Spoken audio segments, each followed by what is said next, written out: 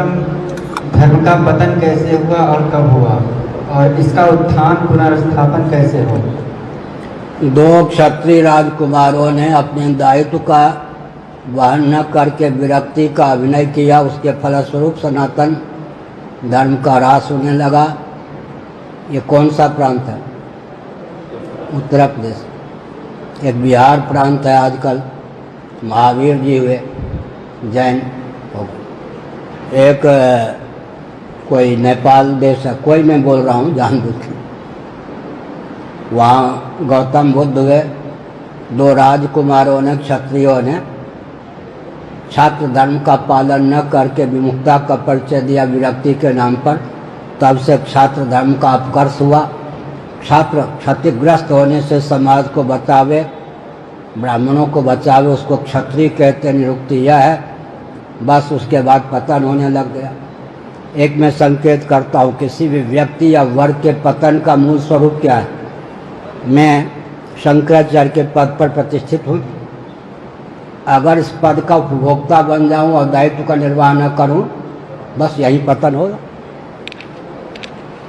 मीठा मीठा अब करवा करवा तू। किसी भी व्यक्ति और वर्ग का पतन का सिद्धांत एक ही है।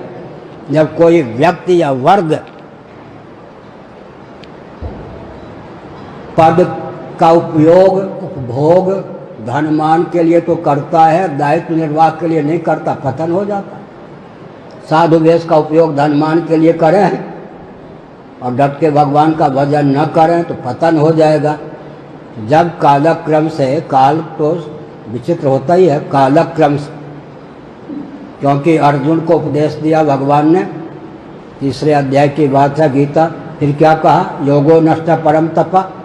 कालक्रम से प्रशस्त परंपरा का लोप होता है, शिथिलता होती है। समय समय पर कारक कोटि के या साक्षात भगवान अवतीर्ण होकर उस त्रुटि की पूर्ति करते हैं। हमने संकेत किया, जब ब्राह्मण, क्षत्रिय, वैश्य, शूद्र, दलित सब के सब, स्त्री पुरुष, जो उनको दायित्व प्राप्त था उसका निर्वाह कम करके और पद का उपभोक्ता बनाना अपने को उचित समझा, तब पतन प्रारंभ हो गया। उत्कर्ष कब होगा? जो बीज रूप में बचे हैं ब्राह्मण इत्यादि, वे अपने दायित्व का निर्वाह करेंगे। मैं एक संस्मरण सुनाता हूँ। पूज्य गुरुदेव धर्म सम्राट श्री कटपात्री जी महाराज के श्री चरणों में नीचे बैठा था काशी में। उन्होंने कहा, सुनो, किसी के कहने पर भी मानना मत, डटकर मैंने जो तुम्हें धर्म और ब्रह्म का उपदेश किया है, अधिकार की सीमा में लोगों को उपदेश करना, अधिकारी देखकर। कोई कह सकते हैं कि कलयुग है, क्यों प्रयास कर रहे, ऐसे तो होना ही है। किसी के बात सुनना नहीं, क्योंकि कलयुग के अंतिम चरण में ब्राह्मण वंश में भगवान कल्कि का अवतार होगा। तब तक तो कोई ब्राह्मण परिवार वर्ण संकर, कर्म संकर होने से बचा रहेगा कलयुग के अंतिम चरण में। तब तक तो कोई ब्राह्मण वर्ण संकर के यहाँ तो कल्कि भगवान का अवतार नहीं होगा ना। ब्राह्मण वर्ण संकर, कर्म संकर होने से बचा रहेगा, तब तो भगवान का अवतार होगा।